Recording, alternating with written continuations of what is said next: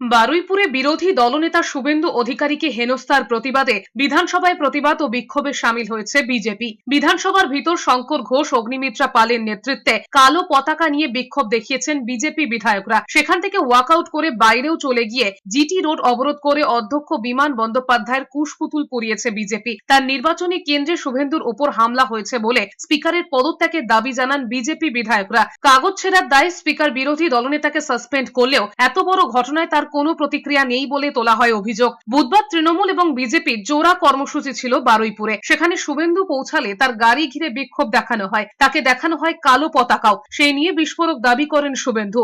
তাকে মেরে ফেলা চক্রান্ত হয়েছিল বলে দাবি করেন। স্পিকারের সমালোচনা করে শঙ্কর ঘোষ বলেছেন, এই প্রথম পশ্চিমবঙ্গ বিধানসভার বিরোধী দলনেতা বারবার যে কথা বলেন দলদা স্পিকার, তার এক চোখ বন্ধ থাকে।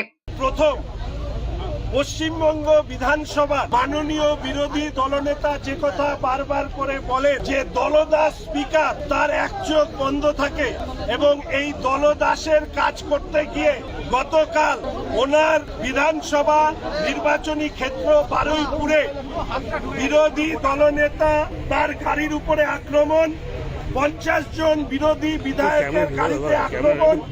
পরিস্থিতি এমন ছিল যে পুলিশ এবং দুষ্কৃতীর মিলিত আঘাতে বিরোধী দলনেতা সহ বিরোধী বিধায়কদের প্রাণ চলে যেতে পারত।